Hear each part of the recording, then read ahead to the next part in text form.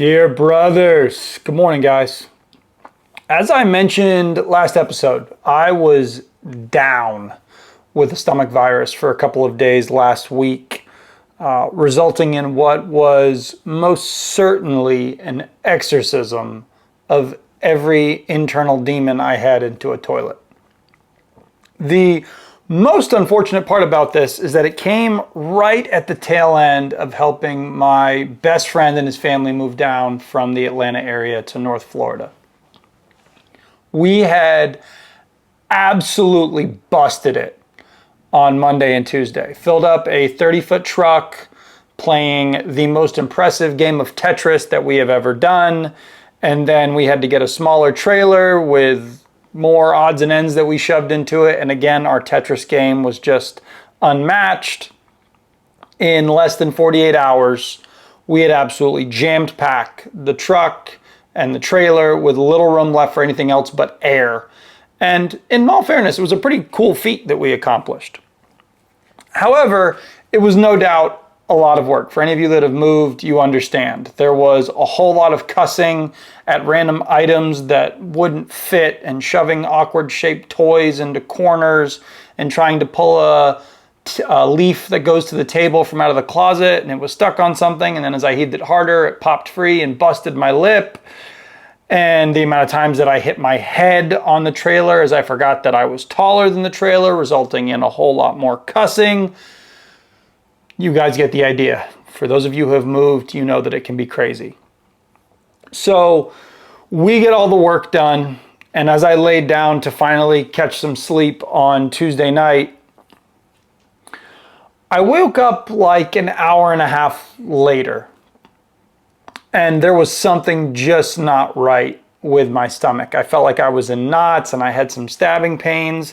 And finally, like all of you have probably had at some point, I felt my stomach just drop, knowing that I had about 10 to 15 seconds before losing complete control of my bowels. So I was on the toilet for the next few hours and just coming out of both ends on and off. Our alarms were set for 4:15 because our goal was to get out of there by 5 so that we could avoid Atlanta's traffic, which is just a nightmare. And I can remember looking at my watch and it was 4:13 a.m. and I had my last bout of demons being exorcised from my face. And at that point finally felt like every fluid in me was gone. There couldn't be anything left.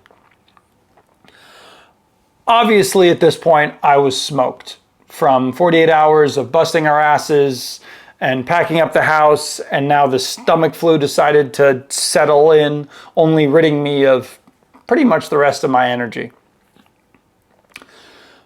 My best buddy and his wife are the greatest people in the world. As we got ready to get out the door and get the trucks rolling, I clearly didn't look so hot, and they knew it.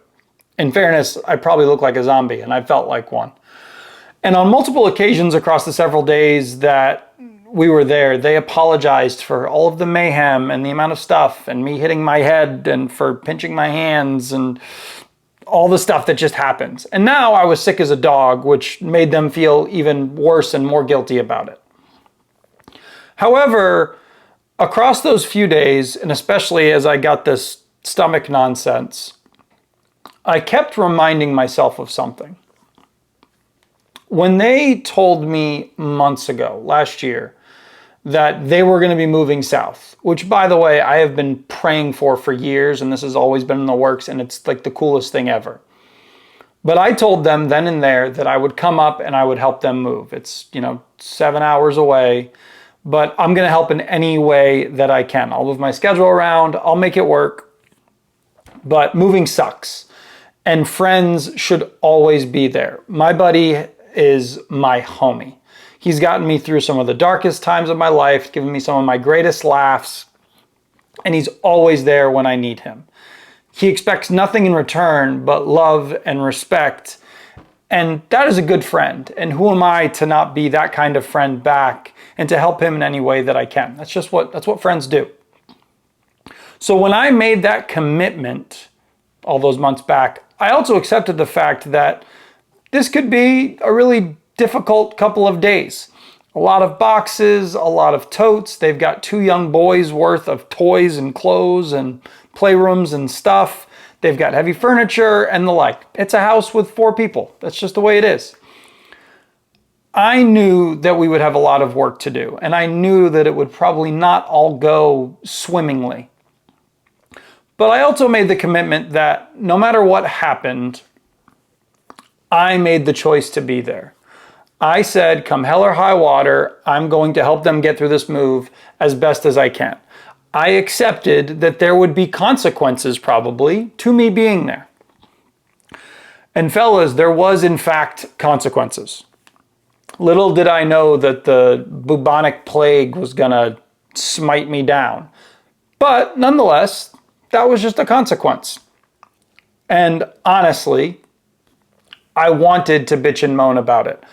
I wanted to curse God for letting me catch some virus as I was trying to do a good thing and help my friend out.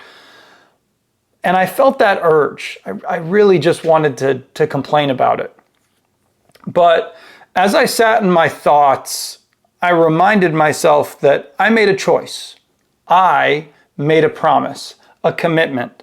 And the minute that I made that choice, I also accepted that there would be repercussions to that choice. However, many times we only think of the negative consequences, the fact that everything didn't go to plan. I didn't expect to get sickly, but that's just a part of life. I didn't expect to bang my head every 30 seconds on that stupid trailer. But hey, that's what happens when you move. What really kept me going is that by continuing on and fighting through, I was honoring my promise to my homie that I was going to have his back and help them get through this move. More than that, the best of these consequences that I wasn't even thinking about was that they were going to be closer to me now. They're moving 30 minutes down the road. They were making a move for their family to have a new beginning, a fresh start. How lucky am I to be involved in someone else in making that decision? How blessed am I to have a friend who I can do that for and who trusts me enough to be involved? Don't take my illness for 48 hours and the perseverance through it and the move itself as me being holier than anyone else. That is 100% not the case. I'm by no means special. I'm just trying to help my buddy. But what I want all of you to walk away with today is this.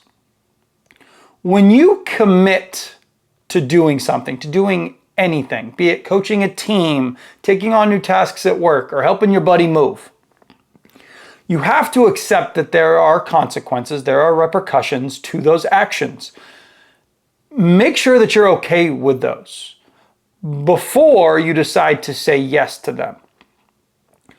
But once you commit, once you've said, I'm doing something, you are in absolutely no place to complain when whatever the consequences are, good or bad, happen.